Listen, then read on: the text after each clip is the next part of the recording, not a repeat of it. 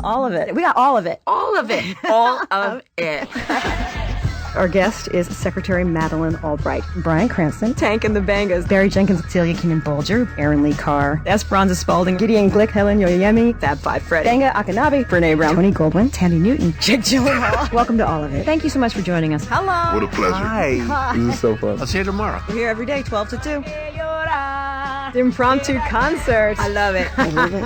I love it. I was there for the love of it. You must tell the truth. I'm sure everyone's perspective is unique. There's a lot of truth about the pain of being an immigrant, but they're jokes. We find the funny. It's our strength. At what point do you think women's health care will stop being a political issue? When half of Congress can get pregnant. Ran out of words, but we do what we do. We don't have no board, so we got to trade twos. So we trade twos. I was this really dope groove, and Alison was so nice to meet you.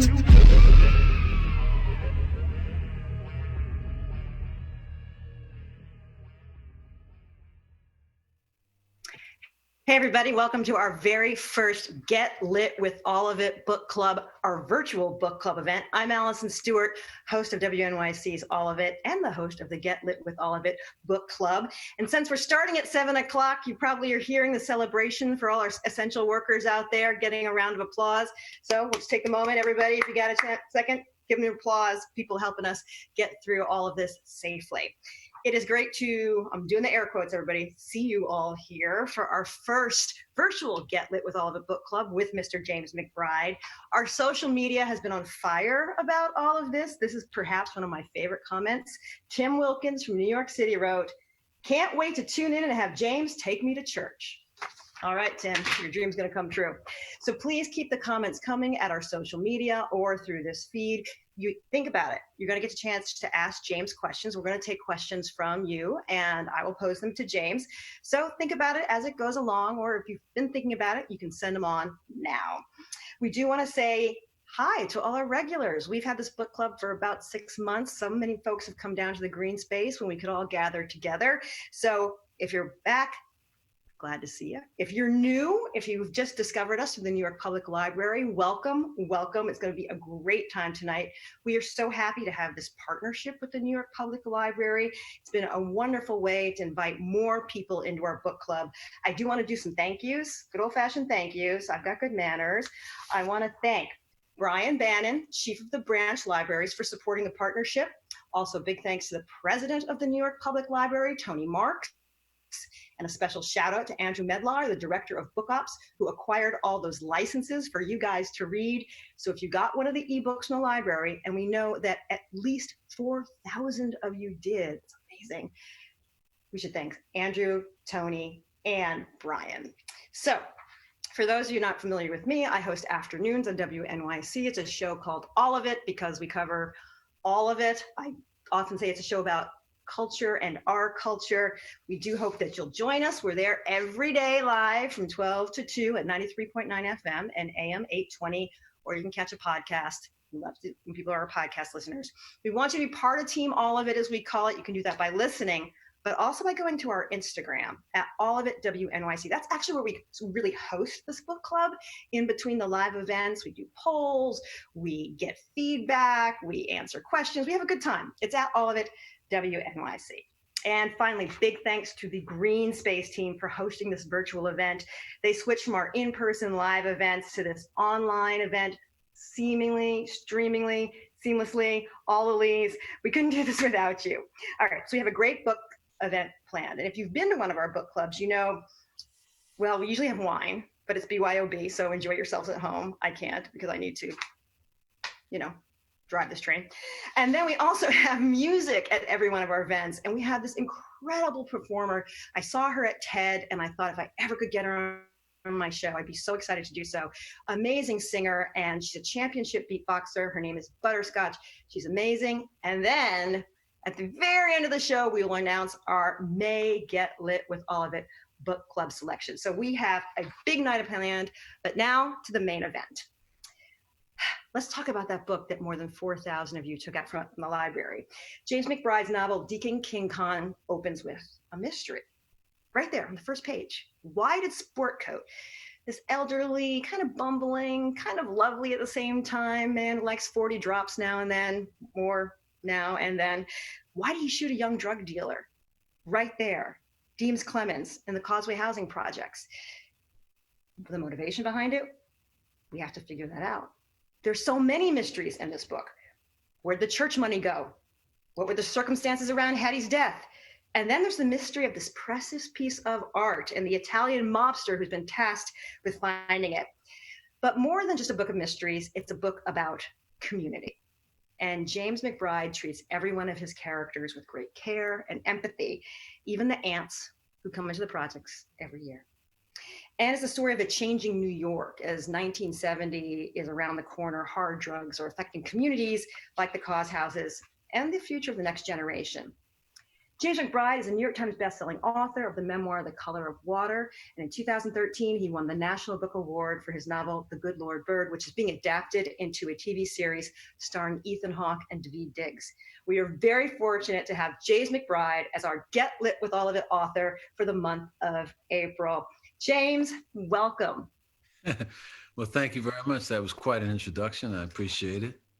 So I'm going to ask the most obvious question first. Sportcoat, of all his attributes, why did you name him Sportcoat? I just thought it was a cool name. You know, in my community or in some communities, there's just some really wild nicknames. I grew up with people who had, well, you know, I'm from New York. I grew up with a lot of people who had really, I used to know a guy named Pig, Bucky, you know. I used to know a guy named Hot Sausage, you know. So I collect names. Did you always know that Sportcoat, this elderly gentleman who likes a drink, did you always know he was going to be your protagonist?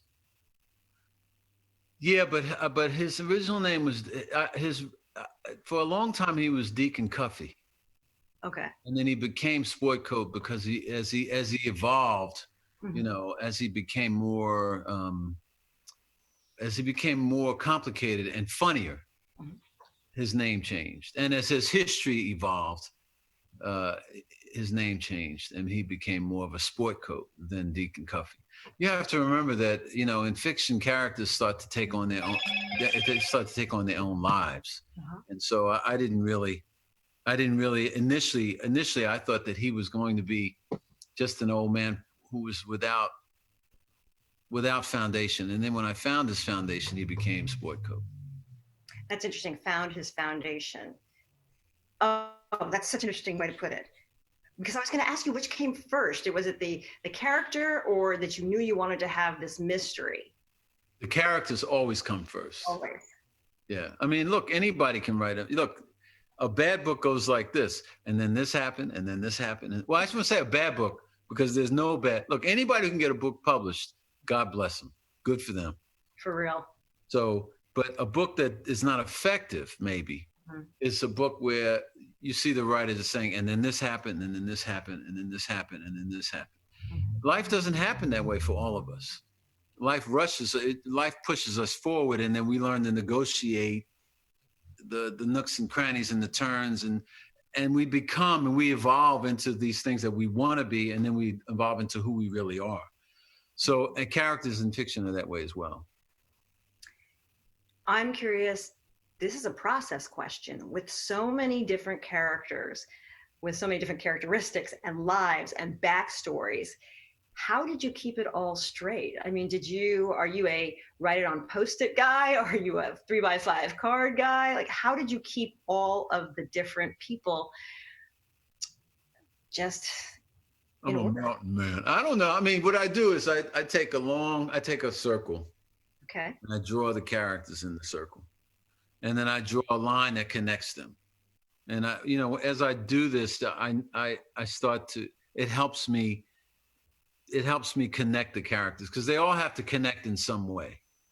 Otherwise the story doesn't thread together. So I take a big, poster board and I just pin it up where I can see it. And then I refer to it and I write the characters' names around it. And I just draw a line so they all connect, That's what I do. Are you it's interesting. Are you a visual person? Are you a visual learner? Are you a visual thinker? No, I'm bald. I mean, God. No, I'm not. No, I'm not really. I can't draw at all. I have absolutely no artistic talent whatsoever when it comes to thinking visually. Most of what I see in my mind, I see in black and white. Huh. But I think in musical terms. So I think of melody, and then I think of embellishing the melody, and then I think of solo, and then I think of returning to the melody. I think in terms of story structure and characters that are forced by dint of story structure to move from one crisis to the next to some kind of resolution. So that's how I think. You grew up in a housing project in Red Hook, Brooklyn. Was there something in writing this story that you wanted to set straight about growing up in a housing project, or something that you've seen written about, which you just was going to say, nah, that's not it. This is what it's like. But there are many things that are different about the housing projects than the fiction of the housing projects as opposed to the reality of it. First, I should say I left Red Hook when I was 7. And I went back there every summer because Red Hook is in Brooklyn. It's a housing project because my godparents were there. I didn't go every summer, when it's frequently, because I was very close to my godparents. Because as many people know, my mother had 12 kids, so she would farm us out to whoever she could trust. And my godfather and godmother were very close. I was very close to them. And my parents started a church in Red Hook, which still exists today, and which I still participate. So I'm there every week. So I've seen how the projects has changed over the years.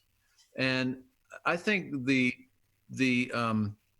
sort of the media stereotype of what the projects are or is, as opposed to the reality, is just wrong. It's just wrong. I mean, people in the projects work. Mm-hmm. They get up in the morning. I can't say most because I don't know everyone, but a lot of people work 2 jobs. They work horrible jobs, stores and just crappy jobs. And they often work 2 or 3 jobs. Grandmothers and cousins, and there are heroes everywhere. They do all the work. And they're blamed for everything. And, the cops, I mean, I'm not against the cops, but the cops in general, some of the policemen are pretty nice people, and others just watch over you. They don't watch you, they watch over you. And there's a connectivity between families that runs pretty deep.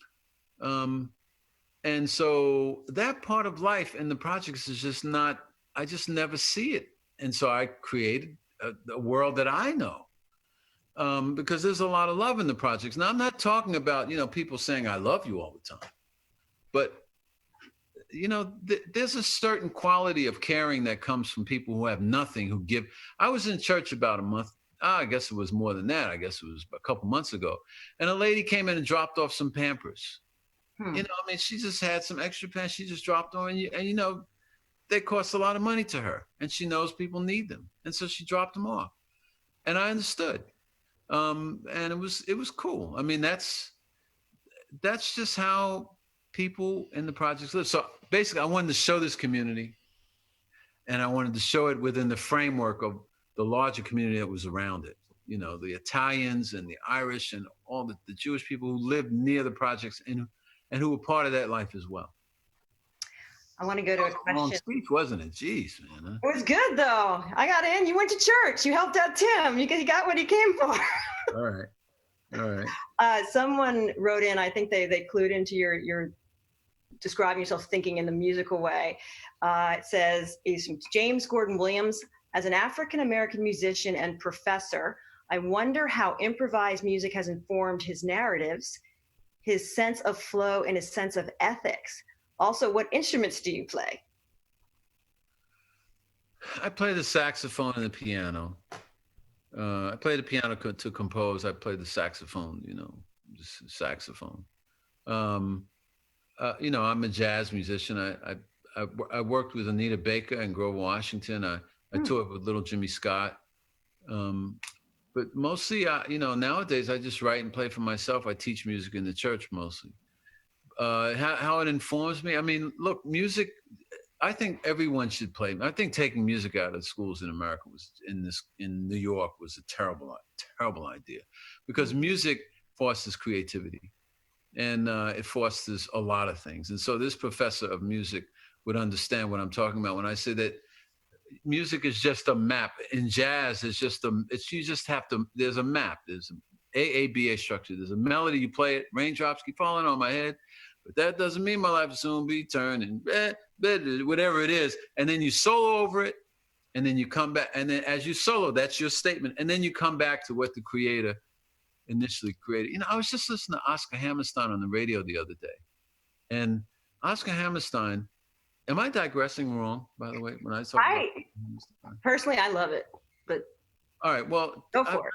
Oscar Hammerstein was just a wonderful lyricist. He worked with Richard Rodgers, and I used to know Mary Rodgers, who was Richard, and I know Richard Rodgers' grandson, who's a wonderful composer named Adam Gettle.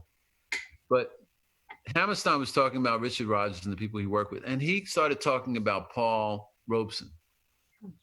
And the guy was talking about one of Hammerstein's songs, and Hammerstein said that, the guy said, well, what do you think of Paul Robeson's politics? Because this was taped in 1972 or something like that. And Oscar Hammerstein said he was very outspoken towards what Paul Robeson was about. Like he really, really understood that Paul Robeson was a great artist. And I think that music connects people. That's my point. Music connects people. And so the fact that, Oscar Hammerstein and Paul Robeson, he felt the need to speak to Paul Robeson's political situation shows how music is such a powerful force in art and in literature, if you will. Let's talk about that ensemble cast that you've put together. There, every character, there's not a throwaway. There's not someone who's just extraneous and just wandering through. Everybody adds something. How does having a robust ensemble like that help you tell a story? Well, I mean, everybody's truth is different. I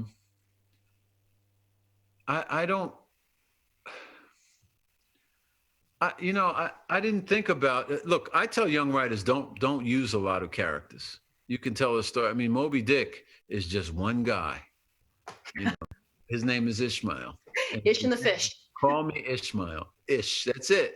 And he just hits it hard, and he takes you on this whole journey. You introduces all kinds of stuff, entire chapters about whale, sperm and all this crap. I mean, good stuff. But it just rolled out that way. And each character represents a different part of New York life. I wanted all of New York to be represented, not just part of it. New York is a very complicated place, particularly in that time. And so I really, it wasn't like I was intending to like create this diverse world, because when you use words like diversity or tolerance, you already limit yourself. I mean, what difference does it make? Just love somebody, love them in all their totality. What difference does it make if, their hair is blonde or hair is kinky? What difference? I mean, what are you worried about? I mean, you go to an old folks home, the only place where there's real equality is an old folks home. Not now, of course, unfortunately, but in normal times. An old folks home, everybody's just glad that the lungs are wheezing and the kidneys are still squeezing, and that's all that counts. So I just wanted to, in order to create these characters, I had to visit these different places and bring these and hope these characters jumped out the cupboard drawer somehow. But it wasn't intentional, like I've got to have an Italian, I must have a Jewish person, because that never works anyway. Look, a writer's soul is on the pages. Whatever's there, that's what's there. And if there's bitterness, it's going to come out. If there's joy, it's going to come out. You can't hide. The words are like music. Look, if a guy can play, or a man or woman can play, they can play. And if they can't, you can tell pretty quick. And if a person can write and they're writing from a pure place, you feel it. And if they don't, you go, oh, I like the book. It was kind of good, but yeah, it was okay. Can we talk about the ants, the chapter, the March of the Ants, where you tell about this story? There's 7 pages describing the history of the journey of these ants who come to eat Jesus cheese. Well, the ants, actually, to be honest with you, they were a mistake. They were supposed to do something else. But by the time the story rolled out, they never did what they were supposed to do because the story just took a different direction. But I left them in the story. I mean, they were supposed to reappear, but they never reappeared. But I don't know. I just, there's always this thing of rodents in the projects. There's always this thing of like, there's a map of New York, and we had I shouldn't say, there's an institution near my church. Mm-hmm. My church is spick and span. I mean, it's been clean since I was a boy. So we keep it tidy, but there's an institution across the street where there were rats running all over the place. So I started making you call 311. They don't do anything. But anyway, they sent me, they said, check out this map of rats. So I looked at this map, and like all Red Hook was like all rats in the projects. And then 2 blocks away, it was clean, no rats, Now I've seen rats all over Brooklyn, everywhere. Mm-hmm. So, I don't know who's drawing these maps. But my point is that the whole business of rodents and projects is so rife with prejudice. Mm-hmm. Because we all have rodents and we all have that problem. And I wanted to create something that would give these boys the innocence of attacking these rodents the way kids do. And so that's how the ants were born. And the ants stayed. Last time we spoke to you, you came by the studio to the radio show on Pub Day, and we got into this conversation about empathy. And you were just talking about how important it is to fight cynicism with empathy, and it's a really good weapon against cynicism. And I wondered how that applied to your writing of this book, because there aren't any real villains. There's nobody, and there's no real cynicism in the book at all. Why is that important to you in your fiction? I understand why it's important in your life, but why is it important to make sure that's part of your fiction, or this particular fiction? Well, it shouldn't be in any of my fiction, because when there's judgment, there is no journey. And when there's no journey, there is no story. I talked to Sonny Rollins a fair amount, and he's still alive. He's the greatest living American musician as far as I'm concerned. He's 88 or 89. He's there. He has no bitterness, and he has been through so much. He's lived an extraordinary life, and he has no bitterness towards anyone. He speaks the truth, but he's completely spiritually sound. And you would think that someone who has struggled as much as he has, and who's, because these jazz musicians, they never got their due. They get their due when they're dead. They're dead, and then they name scholarships after them. They give the scholarships to a bunch of people. And the very communities that produce these guys, like they don't even benefit from their work. But he has no bitterness. He's just, and I've just learned that, and my mother as well. You just learn that people who do well are people who know how to take a hit and just leave it alone, move on, try not to think about it too much. The best revenge really is just basically to forget all about it, And that helps. I tell that to young writers all the time. Cynicism, especially for young writers, is really, really, it's really toxic. It's okay to be skeptical, but it's not okay to be cynical. Not if you're a writer or a musician or artist of any type. Everybody who's watching us on the live stream, we're going to start taking some of your questions in about 5 or 6 minutes. So you can send them on in either via Instagram or via this stream. So many characters to pick from. And we on Instagram did a couple polls, James, about who was your favorite character? Who did you like? And the name that came up over and over again was Elefante. Readers really, really liked him. What do you think? I loved him. You loved him? Yeah, he was I would say, I don't know. I like Potts and Sister G as well. But I really loved Elefante because he was both strong and vulnerable. Mm-hmm. And because he had a good relationship with his mother. And because he was trying to be his own man. He struggled to be his own man, and because he wanted to be loved. And love is important. Any kind of love, love of a cat or a dog or love of a plant. It's important. It powers a lot. It makes the world, it evens things out. It smooths out the road. You know, it makes things grow. It makes people grow and change. And so Elefante, his thirst for love makes him in a way powerful beyond measure, because even though he's a crook, he's not a bad crook. I mean, he's a crook. He smuggles tires and he smuggles TVs and stuff, but he doesn't want to do drugs. He doesn't want to handle drugs because he just doesn't feel, I wouldn't say he has a moral repugnance for it but he just doesn't like the whole idea of people just losing themselves. And beneath his exterior and his dangerousness, he's a kind person and he's a loyal person. And couldn't we use a lot more of that these days? I mentioned all the mysteries at the top. Let's talk about mysteries a little bit. One of our members of the book club via Instagram said, what was the inspiration for choosing the Venus of Willendorf as the item held in the palm of God's hand?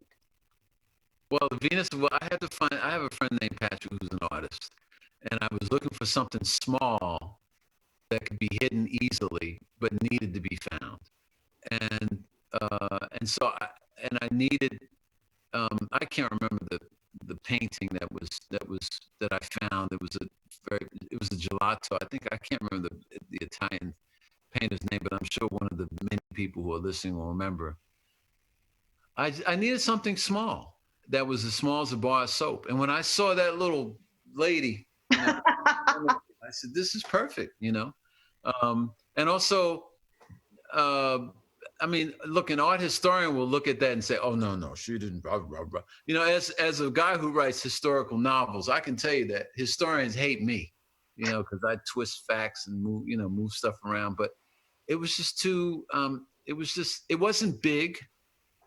And it wasn't a painting. I didn't want to paint it. It had to be something that could be buried or found in the church in an obvious place. But, look, you got to get out of the room and let God cough on you. And this stuff kind of happens. And that's how it kind of rolled out. The mystery of the Christmas money. We're not giving anything away. Everybody who's tuned in here has read. They don't find the Christmas money. So why won't Hetty or Hetty's spirit just tell Sportcoat where the money is? That never even occurred to me. That never even occurred to me to deal with that, because it never was about the money. It was about the love. It was about him, because the man she married is not the man who Sportcoat becomes. Right. He becomes the man he should be when he visits Deems in the hospital.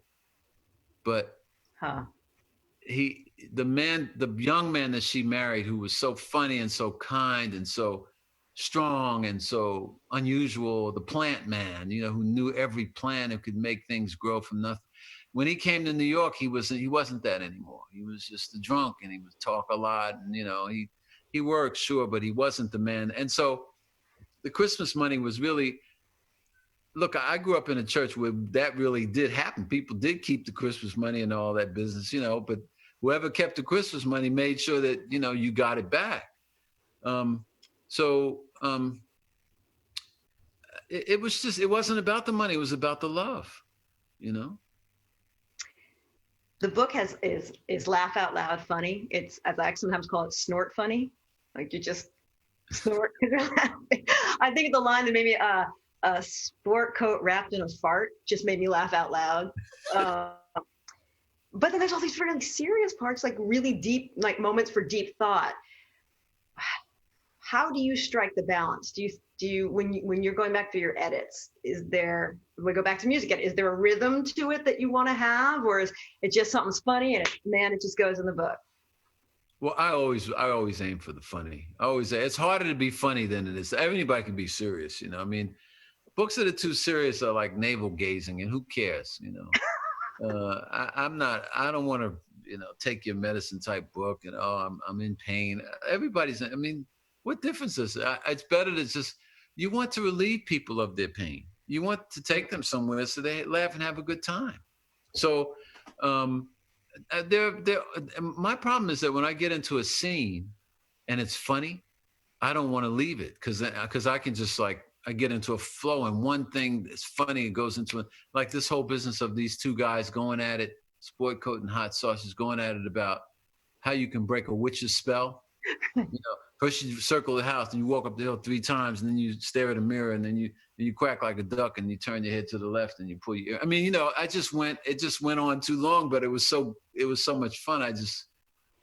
I had to cut some of it. I had to leave a lot of it because it was good.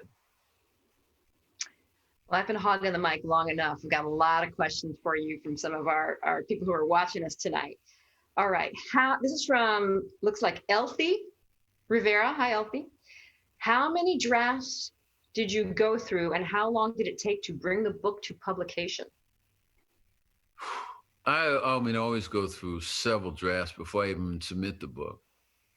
This is one of the few books I submitted that had more like mistakes and needed more rewrites from perspective of Riverhead to me.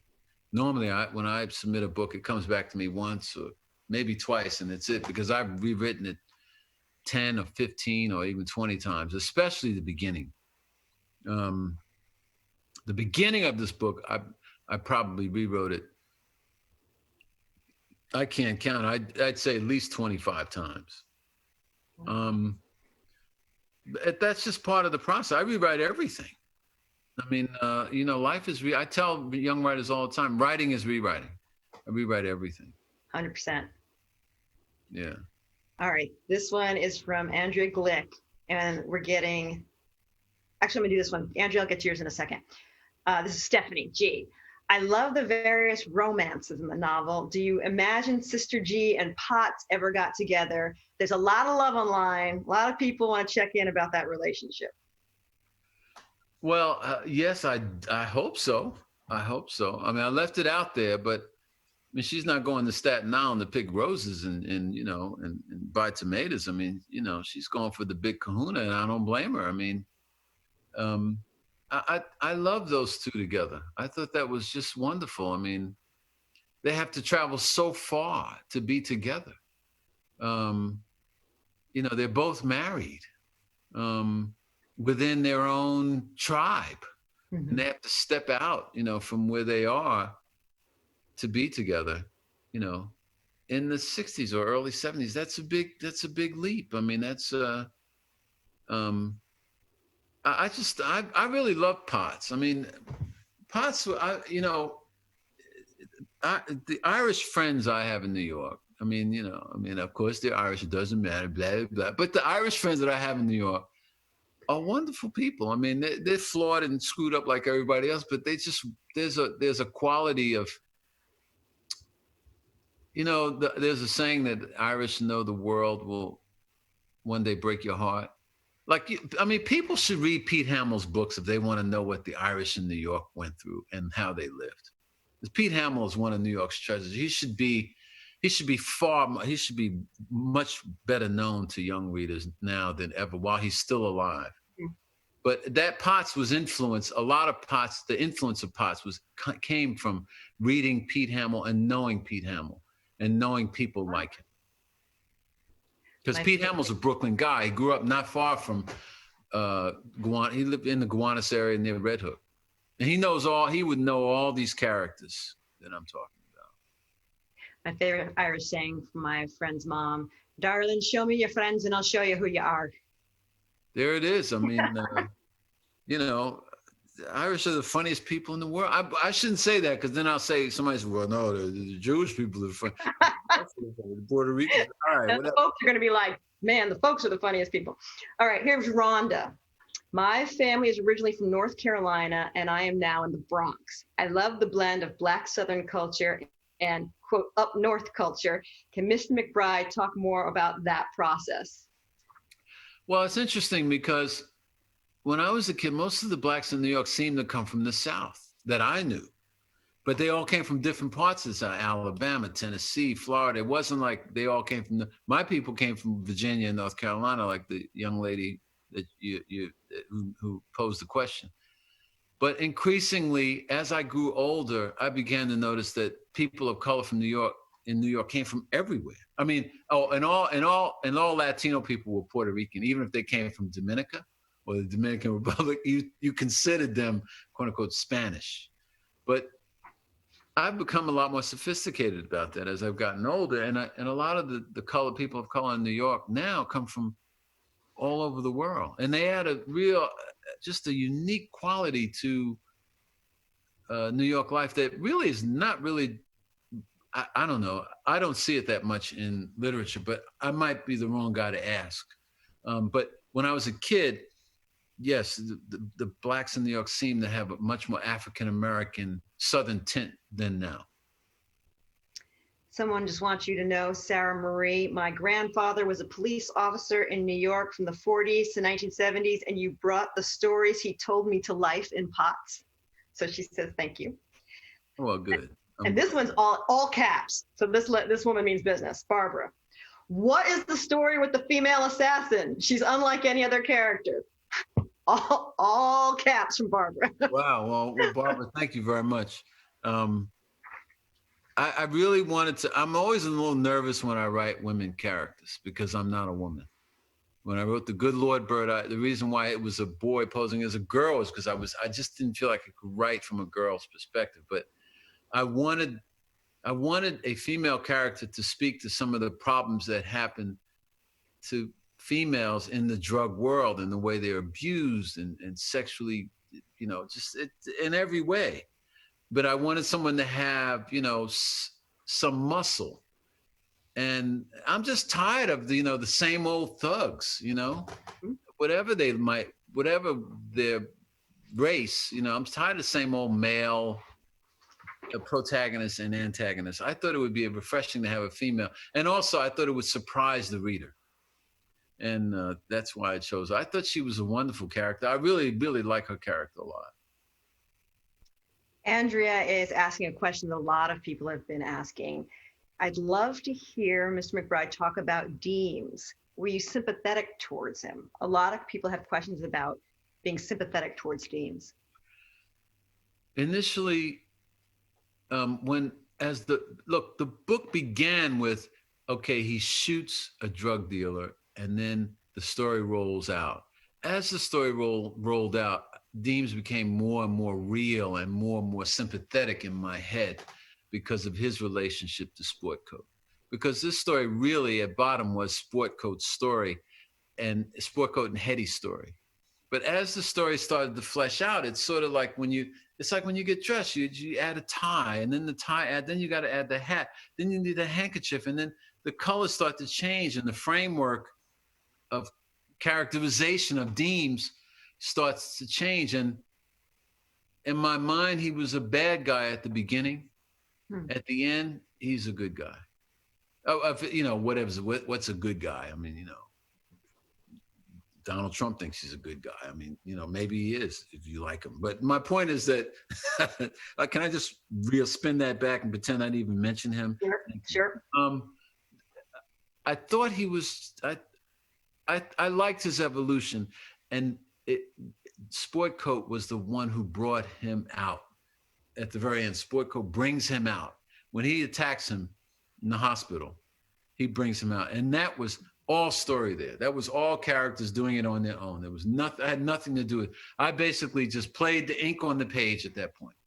There's a saying, when I went back to Oberlin one time, we were doing this dedication, and this guy named George Caldwell was running the band. He played with Basie for years, and we were going, ba, ba, da, ba, ba, and I was, he stopped, he said, James, man, just play the ink, play the music on the page, man. And at the end of the book, when Deems and Sportcoat are together in the hospital, I didn't do anything. I just got out the way. And it's one of the few scenes in the book where I just the ink is that what was there, first draft, that was pretty much it. I'm going to get in one more question from one of our book club members this one's super active. She's really into it. The image of the Statue of Liberty from the shores of Brooklyn is a specific one, and one that you reference a few times. What, if any, symbolism does that statue hold for your characters? Enormous amount of symbolism. That when people put their, they're always doing this stuff. We live in this time where it's, it's always people are saluting and all this talking about Ellis Island and all this, you know, it never seems to include the people who live within the shadow of it. So I thought it was, you know, I think Jake Marcy had to cut that reference a few times because I did it too many times. I just wanted to show that we still have work to do. And then what's wrong with being empathetic? We have to learn empathy now. We have to laugh and we have to be empathetic. We have to love and respect each other now more than ever, because we have to reach out. We have to pull each other across the finish line now. So that's what the Statue of Liberty represents. And, you know, Oscar Hammerstein said, he said something really interesting. He said, when the person who created the Statue of Liberty put it together, he didn't know that someone would create a helicopter that could fly behind her head and take the picture of the back of her head, which is so beautifully done to the hair and so forth. He didn't know that would happen. He didn't know that they created that, the helicopter would be able to do that. He just did it because he wanted to create something beautiful. We don't know who's watching us, but at some point there's going to be a helicopter circling the back of our head, some kind of spiritual helicopter. And, you know, are we taking care of each other? Are we taking care of business? That's our job. That's my job, to see that people, to show people that we love each other and they were capable of taking care of each other. And it's a wonderful job to have. It's a privilege to have that job. That is a beautiful place for us to end. James McBride, thank you so much for writing Deacon King Kong and for spending this evening with us. Well, thank you. Thank you for having me. Delighted. Everybody, you heard James talking about music and the importance of music in his life and how important it is in all of our lives, which is really important to us here at All of It. We always have musical guests as part of our show. And our next guest, you will not believe. I saw her at 10 Women last December, and I thought, if I could get this woman, I couldn't believe my eyes or my ears. If I could get her on my show someday, I would be so excited. And she is the perfect person for this perfect moment. Because if you think about it, we're all alone and we're having to create things by ourselves, but that's what she does. She takes care of her looping. She takes care of the piano, of the guitar, of the vocals. Her name is Butterscotch, and she does these crazy cool live performances. And I'm going to stop talking because the best way to experience Butterscotch is to see Butterscotch. But I do want to point out that we asked her to think about songs that would be in kind with Deacon King Kong and our conversation tonight. So she thought about what she wanted to perform for us. And here's the first track. This is a Butterscotch original called We Are All We Got. Just what James was talking about.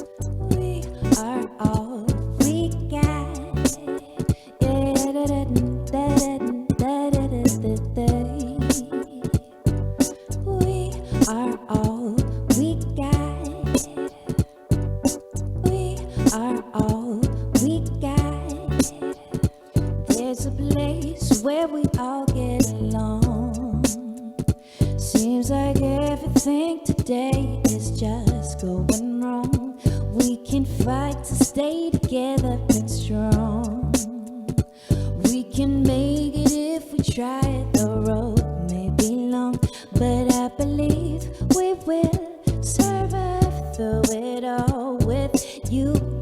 my side. There's no chance won't fall. Come on, we are all we got. What all we got? What all we got? Come on, we are all we got. We're all we got.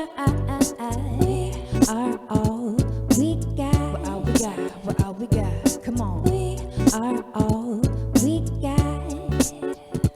There's a man living on the street with no shoes, playing guitar, asking for money while he sings some blues. Have you ever stopped to think what it's like? Got no home to lay your head on your bed at night. A night for a night has left us blind. No more war, no more dying. Can we leave it behind? Illuminate the sky so we can see what the world with love supposed to be. Yeah, yeah. We are all we got. What all we got? What all we got? Come on. We are all we got. We are all we got. We are all we got. We are all we got. We are all we got. We're destroying ourselves, we're destroying nature. Who I gotta talk to in legislature? I can't even breathe with inhaling death. More than half of our nation is sinking in debt. We're trapped in a system that has never done us good, but we keep on rising. Gotta get about the hood too. Concerned with politicians, change starts with us. We've come too far to be in the back of the bus. Not you talking black, all colors included. Nobody on earth deserves to be excluded. From my people in the Amazon, my people in the ghetto, to my people with the trailer parks living in the meadow. Everyone deserves a chance to see a change in their world. We owe a bright future to every boy and girl. I'm sick of seeing the same news. It's time to put it to a stop. I'm never quitting on the clock, 'cause you and I, all we got. We are all we got. What all we got? What all we got? We are all we got. What all we got? What all we got? All we got. All we got. What all we got? What all we got? We are all we got. Are all we got.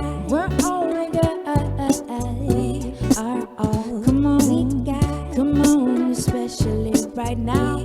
Are all. These are the times that make us, that break us. Are all. It's all we got. We are all we got. Yeah, yeah, yeah. If you love yourself, are all we got. Come on, if you love your family. We are all we got. Come on, we are all we got. We are all we got. We're all we got.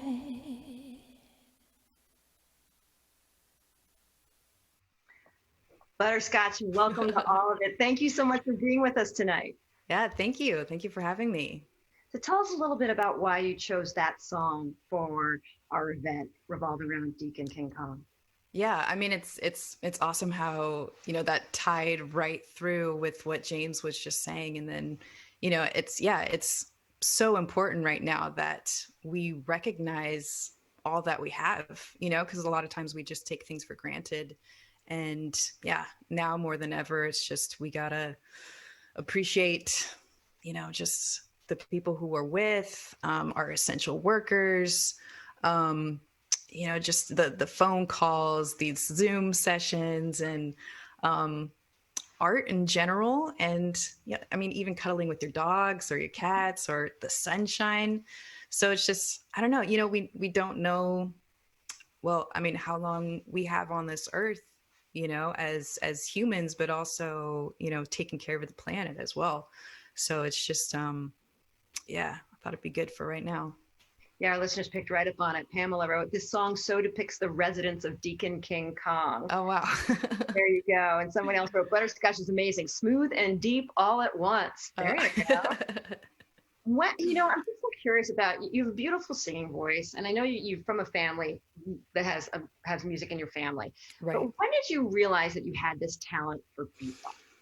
I mean, I just had to practice. You know, I was terrible at first. It was just, you know, I knew I had rhythm. I knew I did have some musical talent, but it just started developing. Like at the end of high school, there was this amazing beatboxer who was this new kid in school, and I just picked up the basics from him. And yeah, I mean, it's just something that you have to keep practicing, because it's, you know, it's like anything else. It's like a musical instrument. You know, first everyone is going to be terrible at it, but you know, the more you practice, the better you're going to get. So it's interesting that you say practice. I know you've held a master class at Wired for this. Oh, yeah. What is the biggest mistake people make when they try to beatbox? I mean, probably thinking that they can't, you know, because everyone's going to be terrible at first. Mm-hmm. There's definitely going to be a lot of spitting. There's going to be a lot of weird faces. But the beautiful thing is that like everyone is unique. So like and what's greater than having a portable instrument? I mean, especially during these times, but also, you know, as James was talking about, you know, they've cut a lot of funding for arts in schools, and this is the cheapest, you know, it's a priceless instrument that is with you all the time. So, yeah. Well, you play, as you say, you're a multi-instrumentalist, and the next song we're going to play is a little bit of a throwback, and you're on the guitar. Tell us why you picked this song, The Very Thought of You. Yeah, well, I love jazz, and I think it's so important that, you know, we get back to our roots. I mean, so much of our music now stems from jazz, you know, stems from the blues. And so many samples in hip hop are from our jazz legends. So it's important that, you know, we honor them and, you know, keep this music alive. And yeah, it's one of my favorite jazz standards.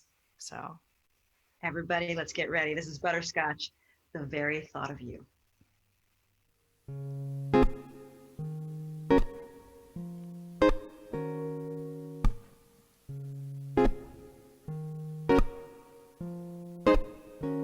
The very thought of you, and I forget to do something out right quick, because I'm a goofball and forget.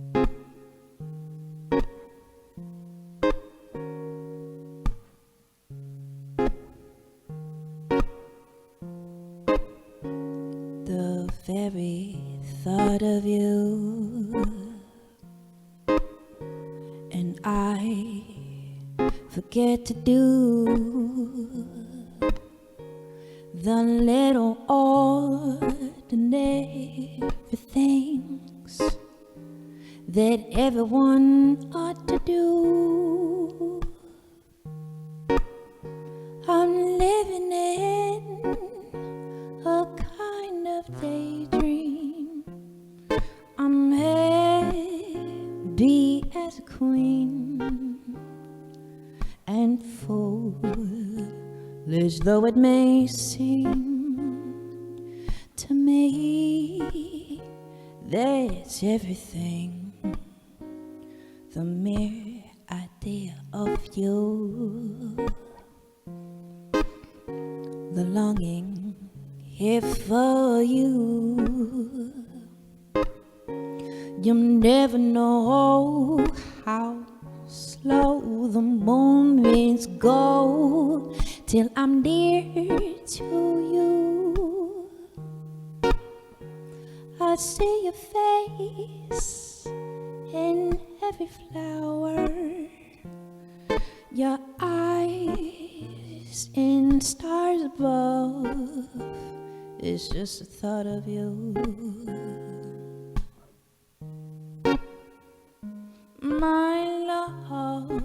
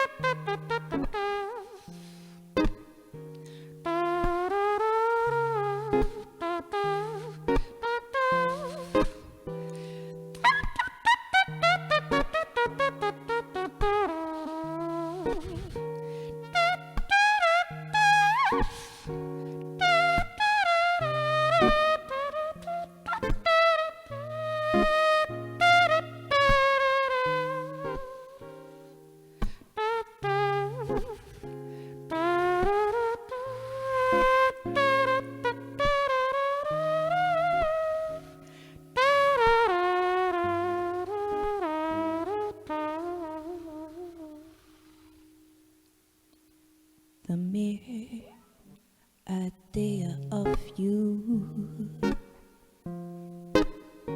The longing here for you. You'll never know how slow the moments go till I'm near to you. I see your face in every flower, your eyes in stars above. It's just the thought of you, the very thought of you. Oh, it's just the thought of you.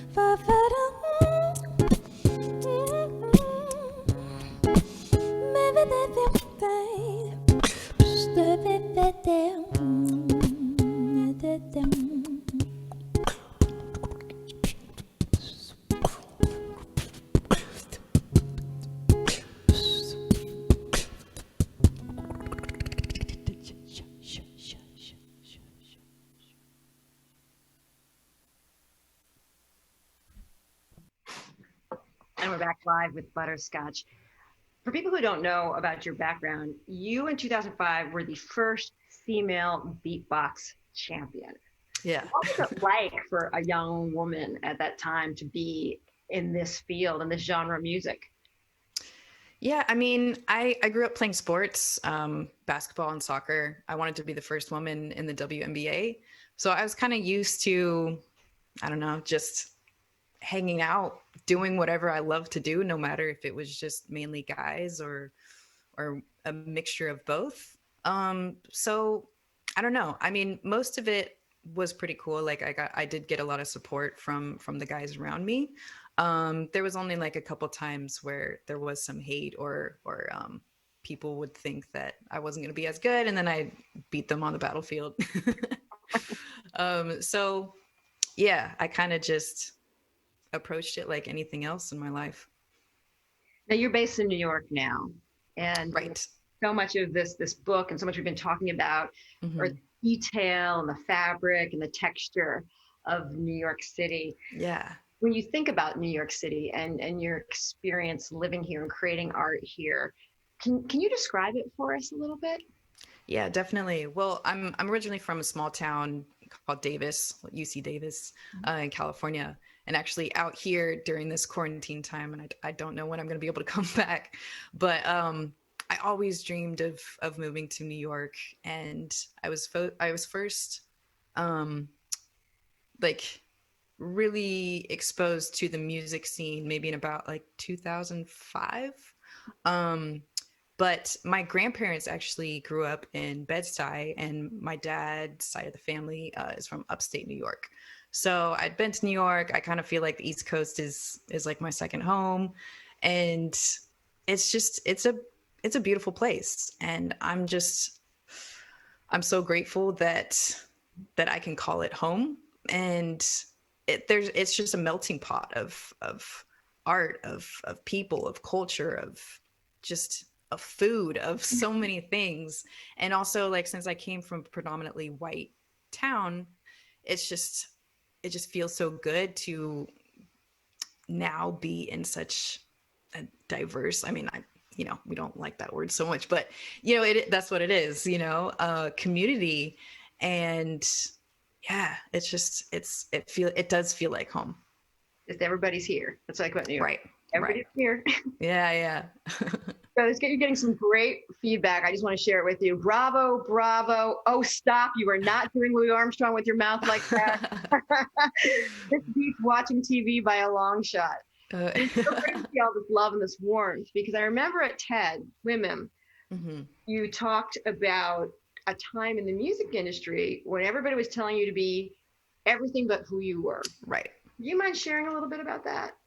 Yeah. I mean, yeah, when I was younger, I mean, I was just thinking the other day that I think I blocked out a lot from when I was age 12 to 18. I was just severely depressed, and music is what saved my life. I started going to a performing arts school, and it was just amazing to have this art form where I could channel everything I was feeling into. And, you know, it was like also growing up biracial, kind of never felt like I fit in. Although I definitely identify, I guess, more with you know, Black music, Black culture, definitely. And I guess, you know, if you are a little bit brown, then people are going to judge you anyway. But yeah, it's something that we need to talk about more, about mental health, because there's such a stigma around it. And I just want to tell my journey in my music so that if there's anyone else, there's definitely so many different people, like from all walks of life, suffering from depression. And it doesn't matter how successful you are. I mean, we've seen in the past couple of years, you know, Anthony Bourdain, Kate Spade, and like they had everything, you know, and it doesn't matter. So I try to focus on the things that habitually make me happy, because it's, I don't know, life's too short.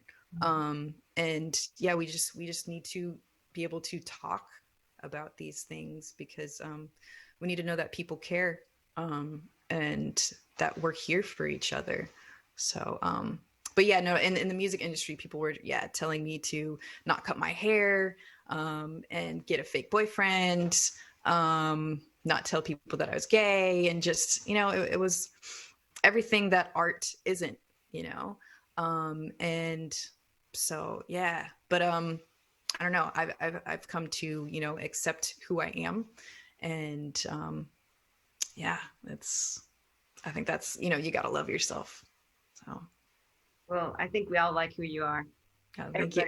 Everybody, we all like who you are. That's first of all, I want to say, Butterscotch, thank you so much for being a participant in this and being such a great spirit about it. We're so glad that you were able to join us. Yes, listeners, we're going to play another Butterscotch track. We also are going to announce our May book right after, so stick around for that. Right now, we're going to listen to Butterscotch performing Accept Who I Am. Butterscotch, thank you. Thank you so much. Thank you. And bye. Hi to everyone out there.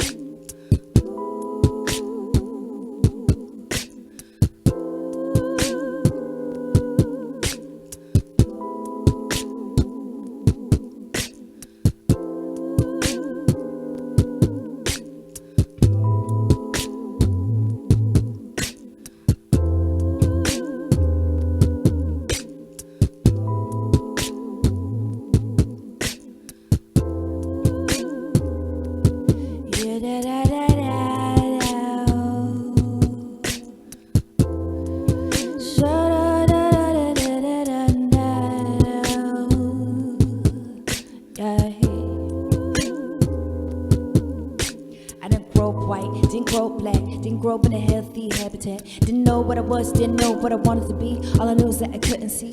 Stephen made me wonder, was it better to be blind? Would that be easy to find? It in life for me to shine, to see the sign was too hard to see that written in the sky. Too much fight in the home, that the thoughts of the dome. Suicide dreams will wake me alone. Looking for a different world, take me home somewhere unknown and on my own. Without all the stress, pain in my chest, getting harder to breathe. Can't see what I see. I'm trapped in a system that hates what's different. Anyone with a vision, they don't try to listen.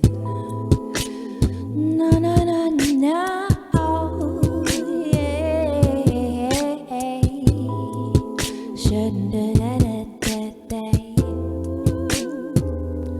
I'm trying to live, can't you see what you hate does to me?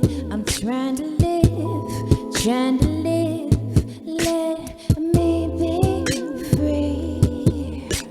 It's none of your business if I slept with a woman or a man. Frankly, I don't give a damn what you think. I'm a freak, what I do in the sheets doesn't concern you. I don't understand why you care so much. Why do you people stare so much? Why you point and glare so much? Like you're the one to judge in your messed up life. You can't get enough, put your people down like you wear a crown. The king is there, my time is now. Walk around like I own this. Never back down cause I'm making hits. Don't believe in violence, but I won't turn the cheek if it makes me weak. Cause I hate and inflict, makes me weak for my brothers and sisters who lost their lives now buried in the deep.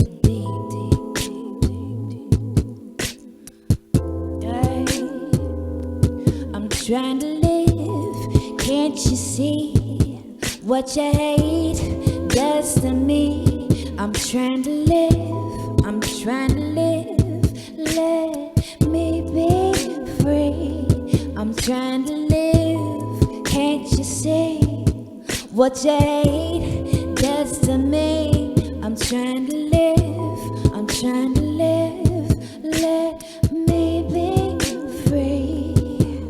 Whether you're white, black, yellow, red, green, or turquoise, Mohawk, Navajo, Cherokee, Iroquois, we all from the same tribe, in the same sky, all gonna live, we all gonna die. We go back in the earth, begin a new birth. Karma decides your new worth. Will you be a butterfly, will you be dirt? Serving time for those who hurt. Step on me and I'll step on you for all the things you put me through. Tired of hiding, tired of fighting, can't understand my life is frightening. Never gonna see what you want me to be, a grain of salt in the endless sea. I don't take what you say seriously, so stop ahead and let me be free. Just let me be free.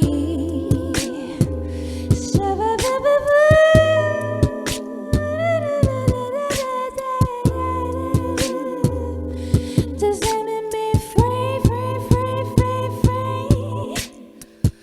Woo,